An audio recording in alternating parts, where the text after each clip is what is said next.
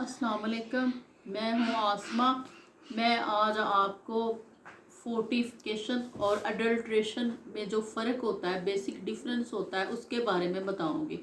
तो फोर्टिफिकेशन तो ये होती है कि किसी ग़िज़ाई जुज़ की अगर किसी ख़ास इलाके के लोगों की खुराक में कमी हो जाए तो उनमें कोई ना कोई बीमारी हो जाती है। जैसे आयोडीन की कमी की वजह से गोइटर हो जाता है, तो वो जो ग़िज़ाई जुज़ होता है उसको उन लोगों की खुराक में शामिल कर दिया जाता है ताकि कभी की वजह से होने वाली जो डिजीज़ हैं उनसे बचा जा सके, उनसे प्रिवेंशन हो सके।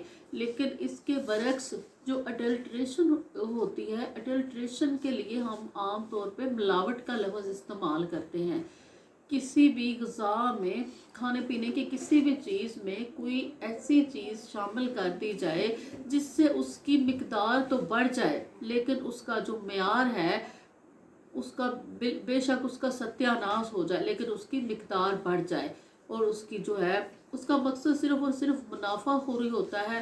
तो इसके नतीजे में बहुत ज़्यादा नुकसानात होते हैं। जैसे अडल्ट्रेशन करते हैं लोग तो दूध पे मुख्तलिफ़ किस्म के केमिकल शामिल कर देते हैं, दूध में सर्फ शामिल कर देते हैं, यूरिया मिला देते हैं, तो और पता नहीं क्या क्या चीज़ें मिक्स कर देते हैं जिससे दूध की मिकदार तो बढ़ जाती है लेकिन उसको जो लोग इस्तेमाल करते हैं उनकी जो सेहत है वो बुरी तरह मुतासर होती है। इसी तरह जो मिर्च होती है हम घरों में इस्तेमाल करते हैं, सुरख मिर्च जिसे कहते हैं, तो उसमें ईंटें पीस के मिला देते हैं, चीज़ों का बुरादा मिला देते हैं, चावल का भूसा शामिल कर देते हैं ताकि उसकी मिकदार बढ़ जाए। तो इससे मिकदार तो बढ़ जाती है, मुनाफाखोरों को मुनाफा तो हो जाता है लेकिन जो चीज़ होती है उसका म्यार बुरी तरह गिर जाता है और इसका जो है ना सेहत पे बहुत बुरे असरात मुरतब होते हैं।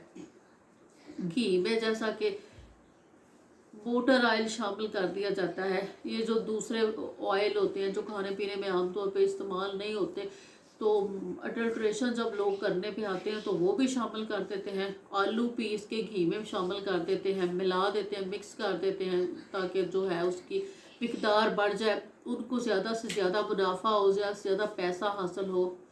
तो इसके बुरे असरात सेहत पे मुरतब होते हैं।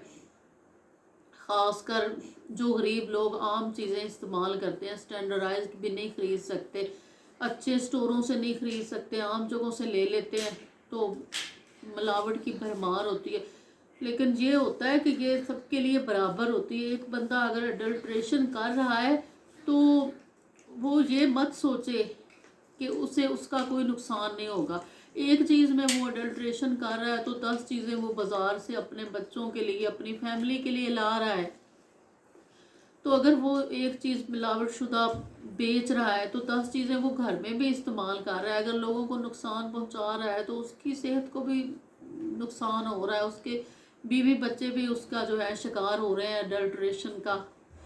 तो अडल्ट्रेशन से उसी वक्त बचा जा सकता है जब सारे लोग अडल्ट्रेशन छोड़ दें, ईमानदारी से काम करें और मुनाफाखोरी के लिए ये जो अडल्ट्रेशन है वो छोड़ दें, तो लोगों की सेहत का ख्याल करें।